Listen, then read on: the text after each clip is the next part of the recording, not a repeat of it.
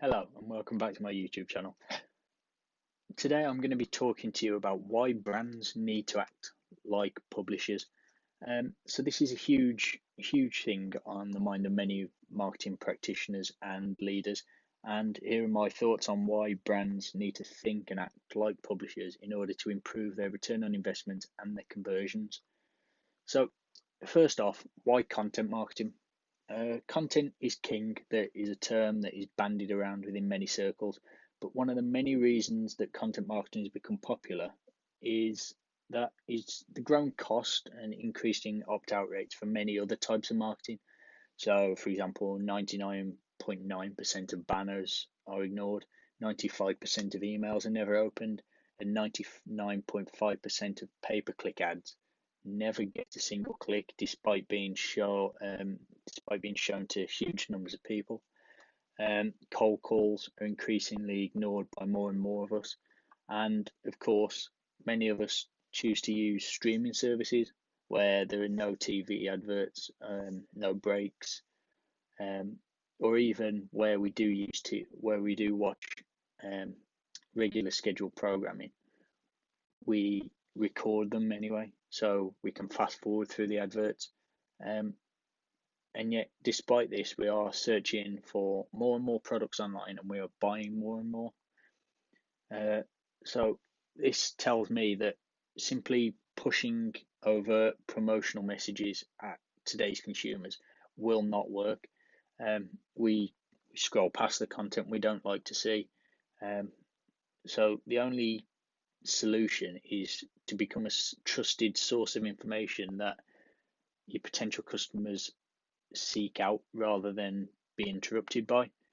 And that's why brands, more and more brands especially, are choosing to pursue content marketing and produce more content, and more importantly, content that people want to see.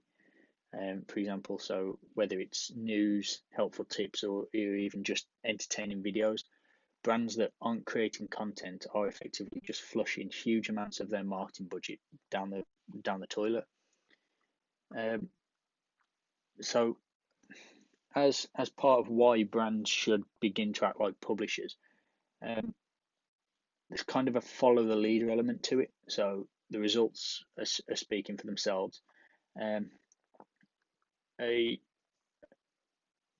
section created by American Express called the Open Forum is a brilliant example of leaders industry leaders taking the charge on this and moving it through to others within the industry. So American Express created the Open Forum to help small business owners get more business. And they simply did this by hiring professional writers and experts in running small businesses to then write about the things that they would have wished someone had told them when they started up. So it gave small business owners more information, helpful information that they needed, and because of this, the audience grew. And as the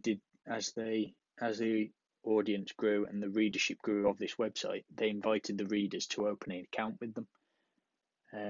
So this website quickly became the largest source of new members for American Express, not because they beat the readers into submission, but because they added value to their marketing. They earned the trust and the attention of the audience by providing that helpful information that they were looking for. And as a result of this trust, their own business grew. New business had to be earned, and American Express decided that publishing would be the route they were going to go down. And as many saw this kind of success taking off, these businesses that kind of followed in behind chose to take advantage of kind of the channels that were and the content that were available to them, and use that in online marketing. So they use videos, they use podcasts, blog posts, social media networks, all to reach these target audiences and provide provide quality content that helps them solve an issue. But it does raise the question of kind of what are the biggest mistakes that marketers make when kind of going down this route. So to me, the biggest mistake that marketers make when moving towards becoming and acting like a publisher is that they continue to think of each individual action as a campaign. It's not their fault. At the end of the day, nearly everything in marketing from kind of day one has been a campaign. Marketing activities in themselves are often a marketing campaign or advertising campaign, depending on who you ask. But being a brand publisher does not mean that you can create an ebook, and it's definitely not about making a viral video.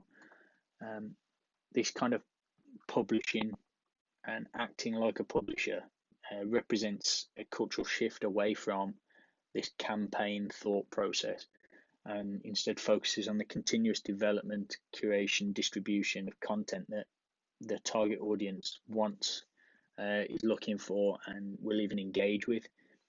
And it generates a conversation and eventually inbound leads for your business that require little to no spend outside of the time that you spend creating that content.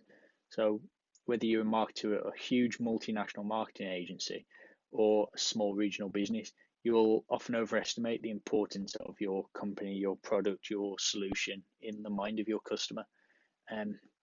There's a whole host of things that are often at play when a customer is making their final decision.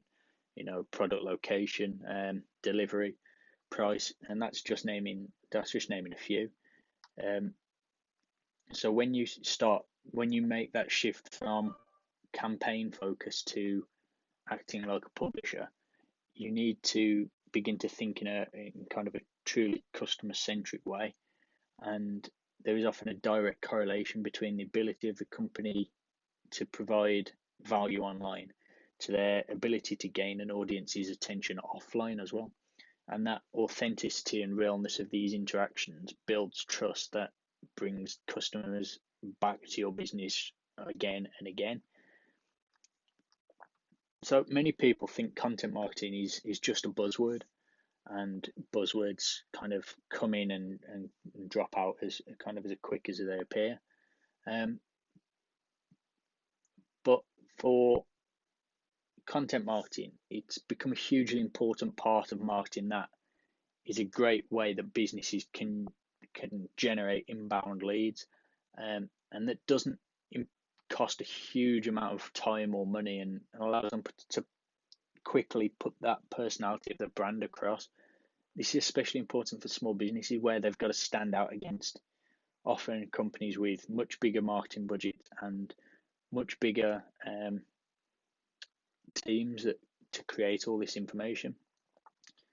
So these businesses whose leaders are reaching for higher values for the business to operate under, and who are in turn seeking to truly help their customers, are the ones that are creating cultures that will be able to find success when using content marketing. And those who aren't aiming for these positions will kind of have to fake it until they make it. Unfortunately, for many of these brands, the search bar is a click away, and brands who are duplicitous in their content marketing, where they put out one type of information when in reality they're acting in a completely different way, will be found out relatively quickly as well. So just as kind of a parting note, there are a couple of content marketing ground rules that I just want to kind of put out there. So firstly, you want to take the brand out of the piece of content. You are not using content marketing as a way of advertising your products and your products alone. You're seeking to solve the issue that a customer has or that your target audience has, rather than just overtly pushing your products. So say if people have got an issue where the paint dries on the wall too quickly and they can't spread it on, having a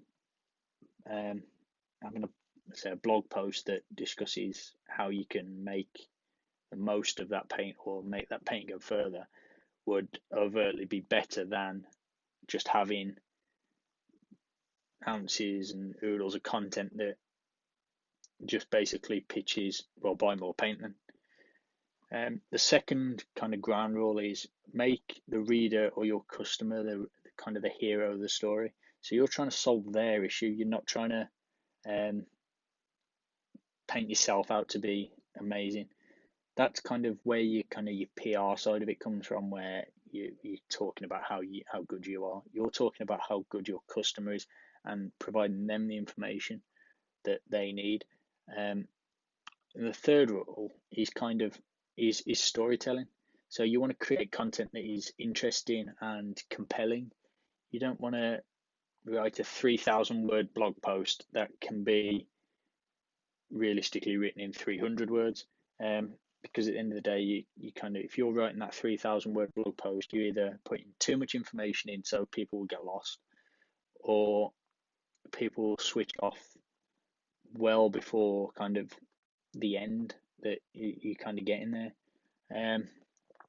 What I would be tempted to do in that instance is go and find brands that you like and brands that you don't like, and have a look at what their kind of blog posts are like, what their content marketing's like, and you will find that most of them are based in that kind of storytelling mode, and it works, and it's going back to that follow the leader mentality as well. So thank you for watching my video. If you like this and my other videos, don't forget to subscribe and press the little notification bell so you'll get a notification every time I post a new video. And if there's anything you want me to cover, just drop it in the comments below and I'm sure I'll get to it.